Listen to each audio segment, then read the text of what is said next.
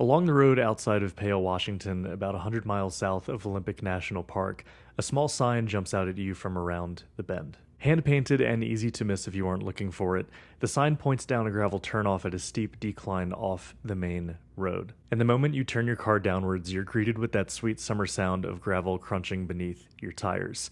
And then your cell service goes silent. This narrow road is flanked on either side by shoulder-high meadowgrass and patches of purple foxglove, and it winds down into a cedar rainforest coated in lichen and cattail moss, resounding with the melodies of thrushes through the dense canopy. And after parking in an open glade, you load your backpacks and duffel bag for the long walk into the campground, with the air thick with that characteristic humidity of the Pacific Northwest. The path leading deeper into the woods is decorated with totems, fetishes, and idols of bone, teasing an otherworld just beyond the tree line. And as the canopy grows darker, you feel the close embrace of this ancient forest as it begins to shelter you from the outside world. This is Cascadian Midsummer.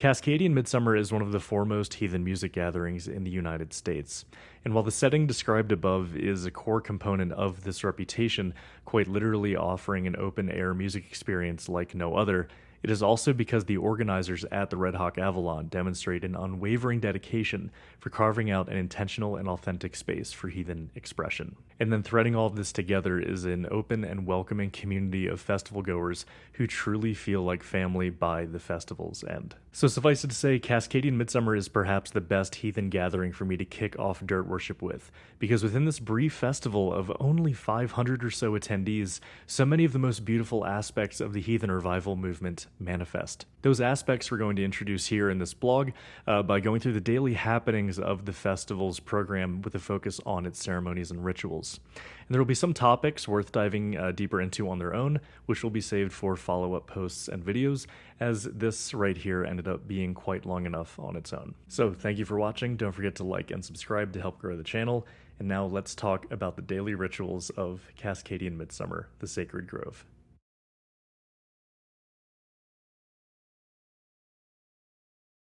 So the festival always begins with the raising of the Maypole in the same manner that it is done all over the Western world and has been done in this way for centuries. As the Maypole is raised, the village community can group whoever you're with, forms a ring dance around the pole. And what's often overlooked about this pervasive image of villagers dancing around a maypole for the solstice, often transposed to the witch's circle in pop culture horror, is how old this tradition really is. While potentially dating back thousands of years in both Germanic and Roman rites, depending on how you interpret the sources, it definitely dates back to at least the 14th century, for certain.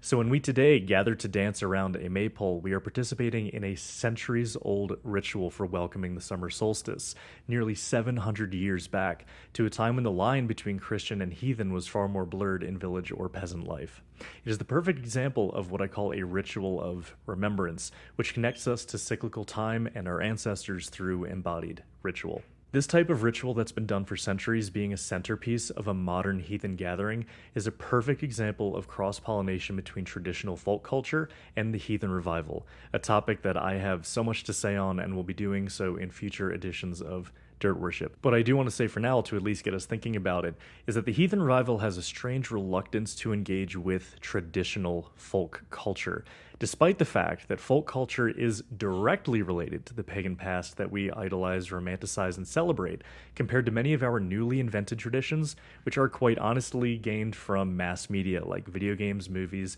television, that sort of thing.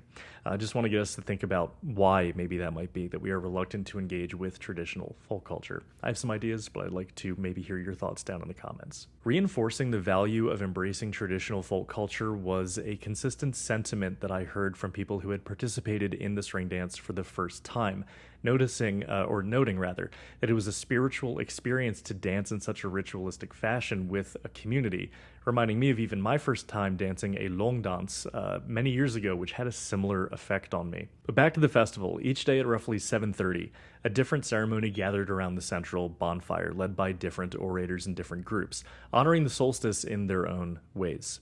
This is an element of Cascadian Midsummer that I actually really enjoy compared to other heathen festivals, when there's usually just just an opening or just a closing ceremony. Not that there's anything wrong with this, but there's special about something that at this festival, an hour or so is carved out of each day of the festival to remind us why we gather, of the solstice.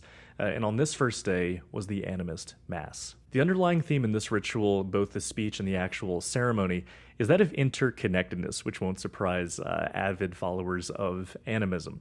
And in the words of the leader, the speaker, the goal of this speech was to encourage us to soften the differentiation between the self and the other. And in the context of an animist ceremony, of course, other here is used in an animist sense. Not just people, but land, birds, tree, sky, and everything in between is the other.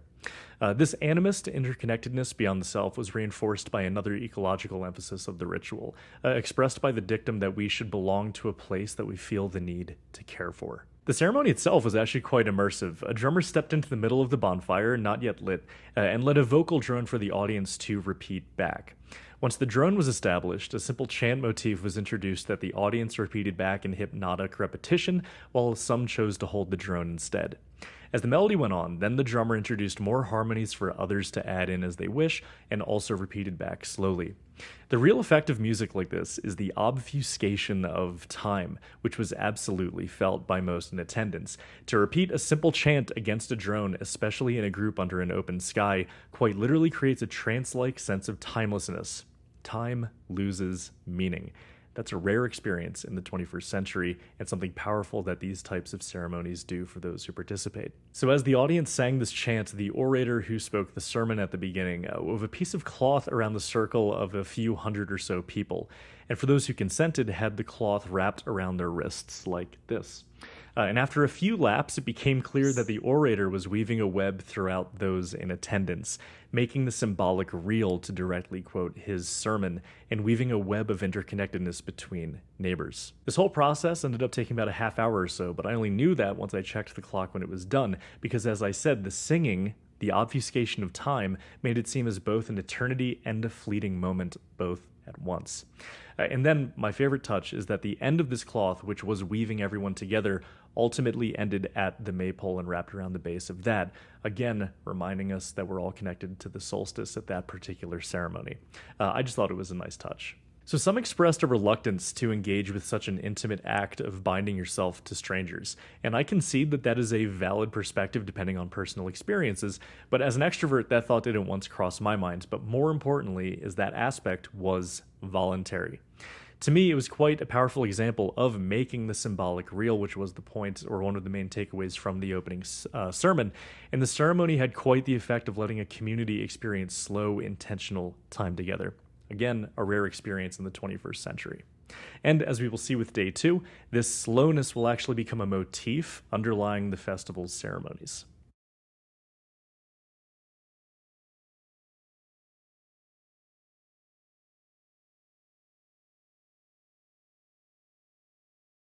While most of Saturday was spent seeking shelter from the heavy rains that rolled in Friday night, we were fortunate that the weather did clear up in time for Saturday's Sacred Grove ceremony, a highlight of the festival for many.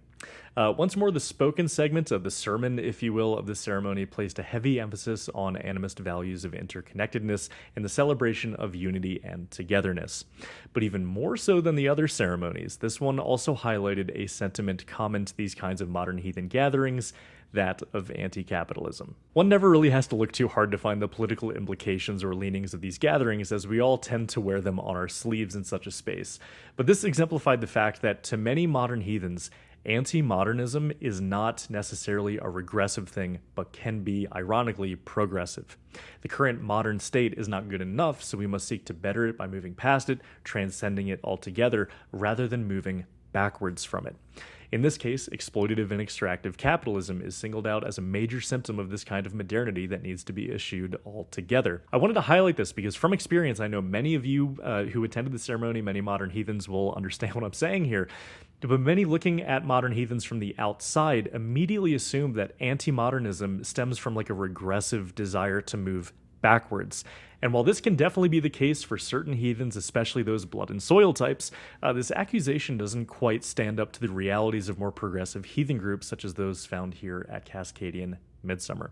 I just felt the need to highlight the fact that the idea that all these modern heathens are seeking to move backwards from the current state is just really not painting a complete picture and is just lacking in the nuance that really exists in what people mean when they're disgruntled with the present. Now, the reason this ceremony in particular was a highlight for so many is because of the spirit of the forest procession.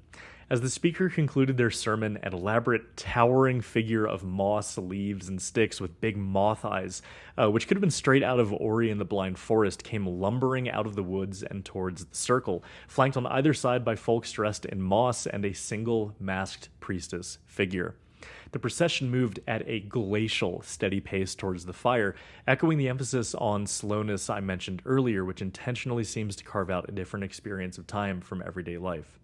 And what stuck out to me so much about this ceremony was not only the incredible craftsmanship of the costumes themselves, but how sincerely they committed to the sacred theater of honoring the spirit of the forest grove, which hosts Cascadian Midsummer. I'll be discussing the roles of masks and costumes in future posts, but for now it's just worth highlighting that the spectacle of this ceremony undoubtedly left a powerful impression on most in attendance as a moment of just pure reverie of the forest itself. This is the power and significance of the role of art and spectacle as a part of the ritual experience. I know that Amina Otto gave a wonderful lecture on spectacle as a negative thing as a part of capitalism, but it is worth noting that pretty much every religion, every spiritual experience, every ritual in the world, it kind of sounds simplistic to say, involves visual art, right?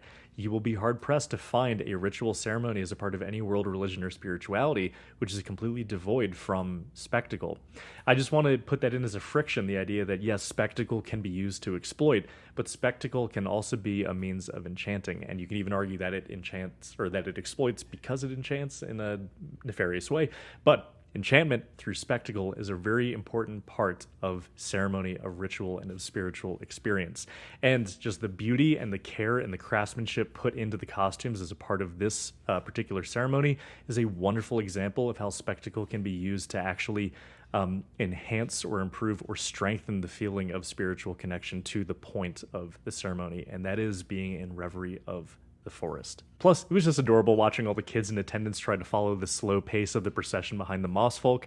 Those moss folk are trained and highly practiced in walking slowly, and there were just so many kids trying to imitate the slowness, but of course failing, ending up laughing and making fun of them instead. And someone pointed out a funny joke that must be how the moss folk reproduce, that they walk and then just leave seedlings in their path and they sprout up in the kids. Just a great memory from the festival.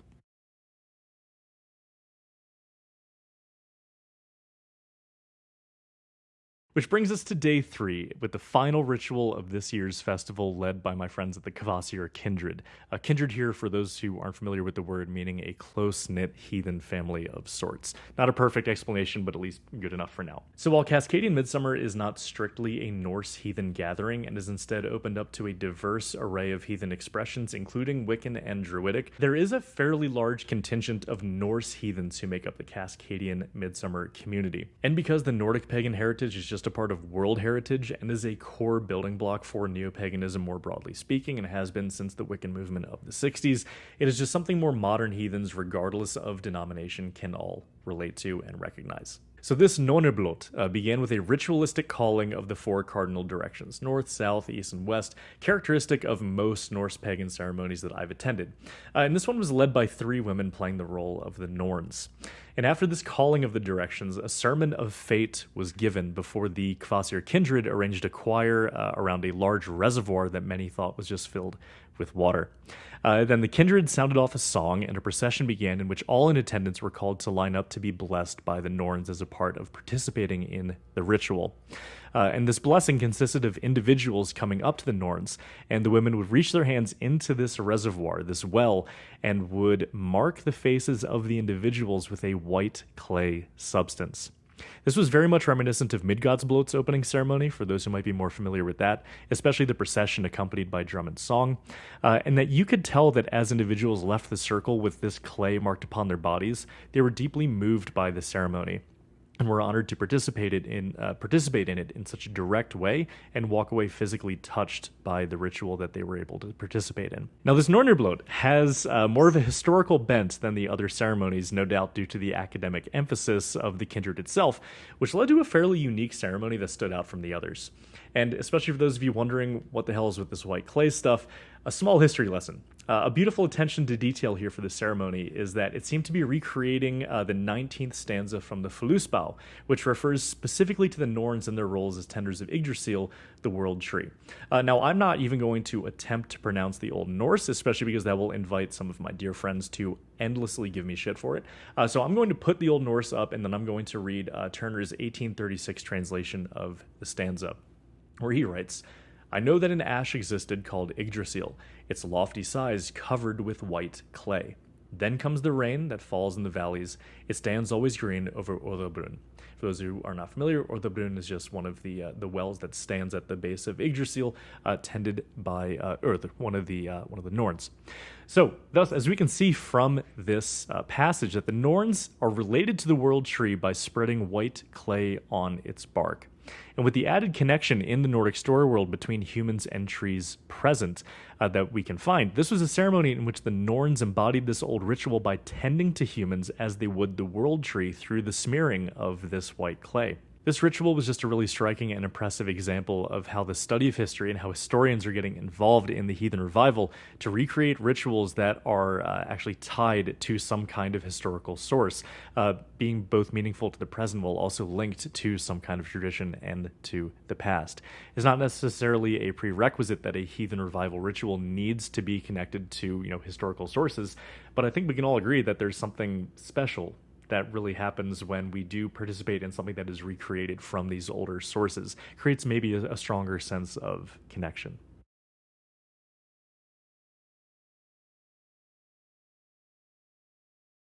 So remember that the title of this year's Cascadian Midsummer was The Sacred Grove.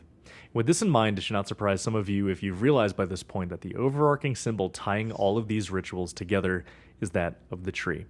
From the Maypole to the spirit of the forest to the spreading of the white clay on Yggdrasil, these ceremonies were in some way or another honoring our human relationship to the tree, and by extension, the forest. It's this kind of intention brought to the ceremonial and thus communal aspects of the festival which bring me back every year, really offering a one-of-a-kind heathen experience in the United States. And the creativity put into this incredibly meaningful ritual core of the festival is part of what makes this festival truly special. So while not a review of Cascadian Midsummer in the typical sense, I do want to close by urging you to participate in Cascadian Midsummer at some point if you identify as a heathen or are curious about, the heathen revival movement, but have never taken the next step to immersing yourself in a heathen community. I know it can feel weird because, spirituality is a very personal thing, and especially some of the more cringy, I hate to use that word because it's just so overused now, but some of the sillier aspects of the heathen revival are what get some of the most airtime in social media circles, can really paint a picture that is misrepresentative of the actual experience of being in a community like this from the day to day. But just the actual importance of engaging with a community, especially for these spiritual reasons, really should not be understated. And I really did mean what I alluded to at the top of this post. This is the heathen music festival in the United States. So if there's any one festival for you to put on your list, this would be it. What you will find here is not only great music, but a truly unique and beautiful community that shows the 21st century heathen revival at its best. So guys, thank you so much for watching. Please feel free to continue the conversation in the comments down below, and I look forward to seeing you in the next video that I will be doing after Fire in the Mountains in Montana here in just a few weeks. Again, thank you for watching. Please like and subscribe. Do not forget, it really helps out the channel. And take care. See you next time.